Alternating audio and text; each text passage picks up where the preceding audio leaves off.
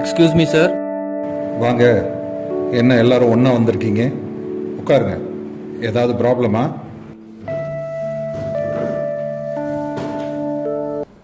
Sir, வருஷம் நம்ம உயிரை வாங்கறதுக்குன்னே ஒரு சில பேர் வந்து சேருவாங்க. மாதிரி இந்த வருஷம் ஒருத்தன் வந்து சேர்ந்துருக்கான்.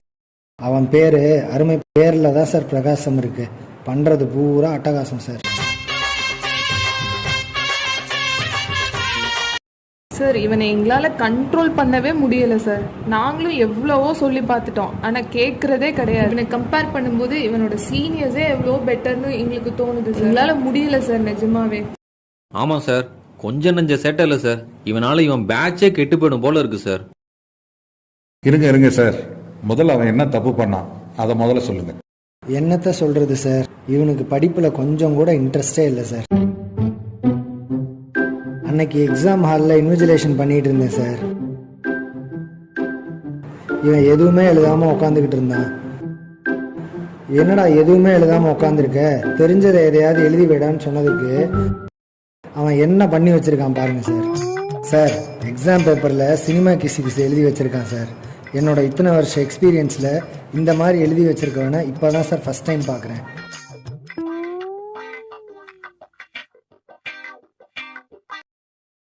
இது பரவாயில்ல சார். எனக்கு என்ன நடந்துச்சுன்னு உங்களுக்கு தெரியுமா சார்?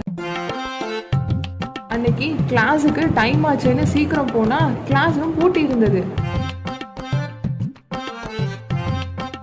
சரி, யாரோ கிளாஸ் எடுக்கிறாங்கன்னு வெளியே வெயிட் பண்ணிட்டு இருந்தேன் சார்.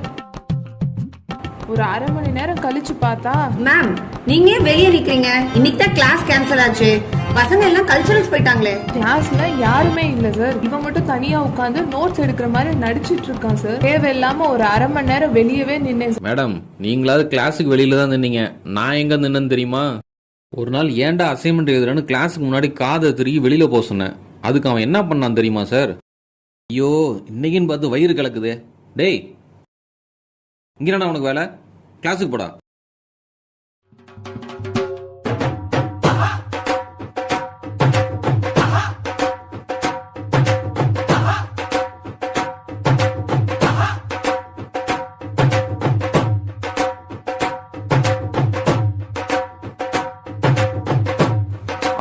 டோர் லாக் ஆயிடுச்சு. டேய் டேய், யாராவது கதவு தரங்களா? டேய், யாரா அது? எவன் பார்த்து விளையாடாது? ஐயோ, இன்னைக்குன்னு பார்த்து போனை வேற ஸ்டாப் பண்ண வச்சுட்டேனே. ஹலோ, டேய், ஹலோ சார். இப்படிலாம் நம்ம டிபார்ட்மெண்ட்ல முதல்ல நடந்ததே இல்லை சார். இப்படியே போச்சுன்னா நம்ம டிபார்ட்மெண்ட் மானம் தான் போகும். நீங்க தான் சார் ஏதாவது ஸ்ட்ரிக்ட் ஆக்ஷன் எடுக்கணும். சரி விடுங்க சார், நம்ம அவங்க பேரண்ட்ஸை கூப்பிட்டு வச்சு பேசுவோம் சார்.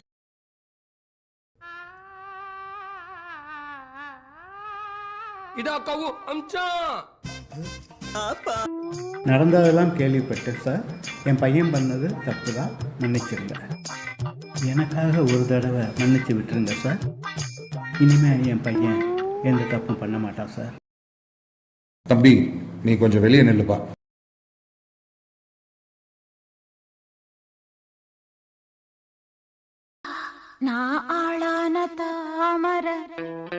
டேய், உன்னை பத்தி தான் உள்ள பேசிட்டு இருக்காங்க, பயமே கிடையாது உனக்கு?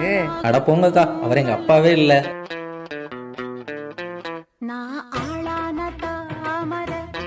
அப்பா,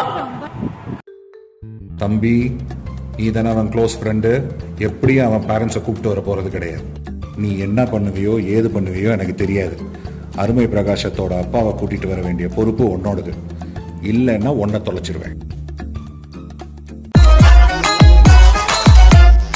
நீ படிச்ச ஸ்கூல்ல நான் ஹெட் மாஸ்டர்ரா.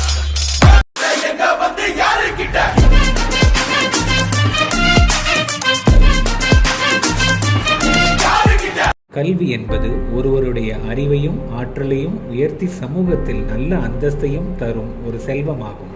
ஒருவன் தான் குழந்தையாக இருக்கும்போது கற்க ஆரம்பித்து மரணப்படுக்கைக்கு செல்லும் வரை கற்றுக்கொண்டேதான் இருக்கின்றான். வாழ்வில் கல்வி என்ற விளக்கு ஏற்றாமல் அவனது வாழ்வானது ஒளிர முடியாது. அதனாலேயே ஔவையார் கற்கை நன்றே கற்கை நன்றே, பிச்சை புகினும் கற்கை நன்றே என்கிறார்.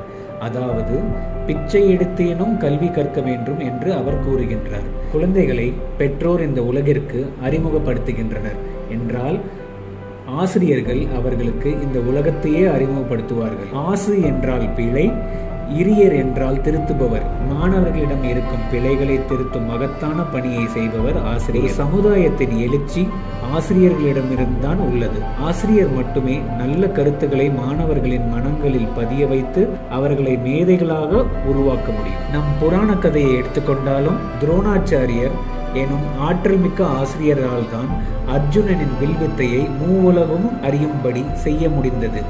அவ்வளவு ஏன், சிவசுப்பிரமணிய ஐயர் என்ற ஆசிரியரின் மூலமே கலாமிற்குள் இருந்த விஞ்ஞானி வெளிவந்தார். அப்படி நல்ல ஆசிரியர்களை கொண்டு கல்வி பயில எண்ணற்ற படிப்புகள் இருந்தாலும் மருத்துவ படிப்பு என்பது மிகவும் மேன்மையாக கருதப்படுவதற்கு காரணம், கடவுள் தந்த இந்த மானுட சரீரம் நோய்வாய்ப்படும் போது அதனை சரி செய்து மீண்டும் அதனை செயல்படும் விதத்திற்கு மாற்றக்கூடிய மாபெரும் சக்தி நம் மருத்துவர்களுக்கு மட்டுமே உரித்தான பெருமை. இப்படிப்பட்ட மருத்துவ படிப்பு என்பது எல்லோருக்கும் அமைவதில்லை. ஏன், சிலருக்கு கல்வி பயிலவே சூழல் அமைவதில்லை. எனவே மாணவர்களாகிய நீங்கள் உங்களுக்கு அமைக்கப்பட்டிருக்கும் இந்த வாழ்க்கையையும் படிப்பையும் குறை கூறிக்கொண்டே இருக்காமல் உங்களுக்கு கிடைக்கப்பட்டிருக்கும் வாழ்வினை பற்றி ஆசிரியர்களின் துணையோடு அதில் எவ்வளவு உயரத்தை எட்ட முடியும் என்று எண்ணி அதற்கு உண்டான முயற்சியை மேற்கொண்டு உங்களுடைய பெற்றோருக்கும் நாட்டிற்கும் பெருமை சேர்க்க வேண்டும் என்று ஆசிரியர்கள் சார்பாக வாழ்த்துகிறோம்.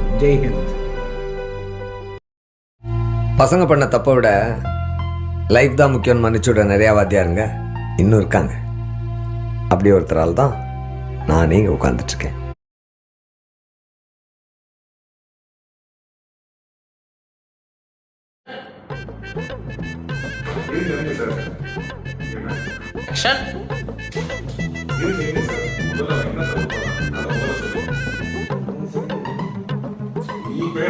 Action action.